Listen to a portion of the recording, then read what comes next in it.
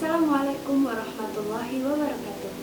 Ada sebuah pertanyaan, di awal pembentukan sebuah organisasi pasti terdapat visi dan misi yang hendak dicapai. Dalam hal ini, apakah hubungan antara perencanaan dengan visi dan misi sebuah organisasi? Mengapa sebuah organisasi harus memiliki visi dan misi yang jelas? Ini adalah pertanyaan yang muncul ketika kita berorganisasi atau ketika kita ingin membentuk sebuah organisasi.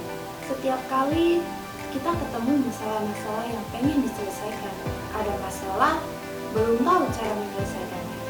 Ya, mesti belajar. Dan di era ilmu pengetahuan dan teknologi yang berkembang begitu pesat, kemampuan untuk belajar menjadi semakin penting. Nggak cuma buat manusia secara pribadi, tetapi juga secara berkelompok. Manusia dan organisasi seperti perusahaan, universitas, dan lembaga lainnya akan tertinggal kalau tidak bisa belajar dengan optimal dan cepat. Sebaliknya, mereka yang belajar dengan cepat akan menjadi lebih unggul. Dan di video kali ini, mari kita belajar.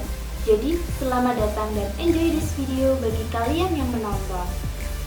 Bersama saya, Dinda Rosiana, mahasiswa IAIN Pekalongan, Fakultas Usuluddin Adab dan Dakwah, Program Studi Manajemen Dakwah.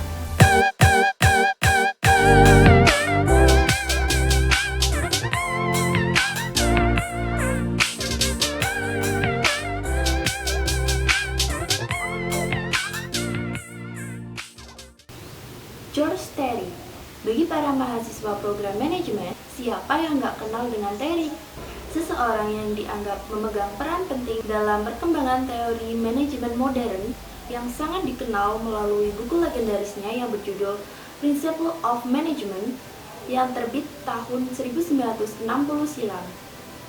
Di tahun 1975, Terry berpendapat bahwa proses perencanaan adalah pemilihan dan menghubungkan faktor-faktor membuat serta menggunakan asumsi yang berkaitan dengan masa mendatang, menggambarkan dan merumuskan kegiatan tertentu yang diperlukan untuk mencapai suatu pencapaian tertentu, sehingga perencanaan menjadi sebuah patokan strategi untuk mencapai tujuan organisasi.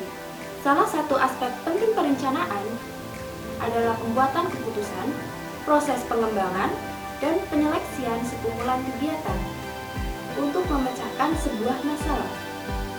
Lalu, bagaimana dengan visi misi? Visi merupakan serangkaian kata-kata yang di dalamnya terdapat impian, cita-cita, atau nilai inti dari suatu organisasi.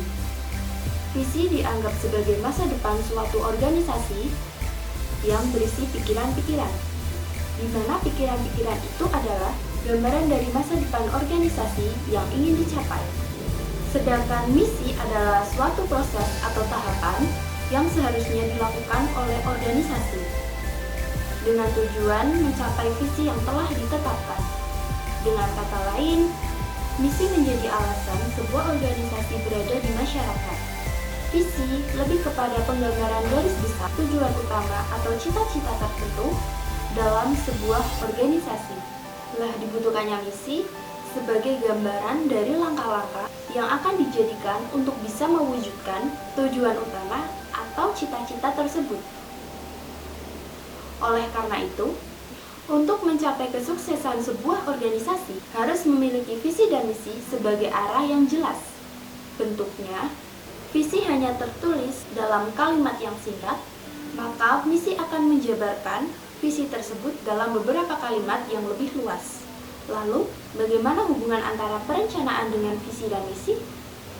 Sederhananya begini, di awal pembentukan organisasi pasti terdapat tujuan yang ingin dicapai. Tujuan inilah yang disebut dengan visi. Lalu, bagaimana mencapai tujuan tersebut? Upaya-upaya yang dilakukan untuk mencapai tujuan tersebut, itulah yang disebut dengan misi. Selanjutnya, upaya-upaya yang telah direncanakan akan diproses dalam program-program, kemudian dilaksanakan oleh organisasi. Inilah yang disebut dengan perencanaan. Dengan demikian, perencanaan digunakan untuk mewujudkan visi dan misi sebuah organisasi. Mari ambil contoh. Visi sebuah organisasi adalah mewujudkan barisan generasi muda yang kuat, mandiri, terampil, dan sukses. Dijabarkan dalam misi, Yang pertama, mengadakan suatu kegiatan kepemudaan di tengah-tengah masyarakat. Yang kedua, berupaya membantu pengabdian dan menjaga lingkungan. Yang ketiga, membantu meningkatkan prestasi dalam bidang olahraga maupun bidang yang lain. Yang keempat, membantu mempererat tali silaturahim dengan mengadakan berbagai pertemuan rutin. Kemudian bisa kita buat perencanaannya dengan menggunakan perencanaan satu kali pakai, yaitu dengan menentukan program, proyek, dan menentukan anggaran. Atau bisa menggunakan dengan perencanaan tetap, dengan mengikuti kebijakan, prosedur, dan peraturan. Nah, gimana nih? Sudah pahamkah? Terima kasih sudah menonton video ini, semoga bisa bermanfaat. Kurang lebihnya mohon maaf. Wassalamualaikum warahmatullahi wabarakatuh.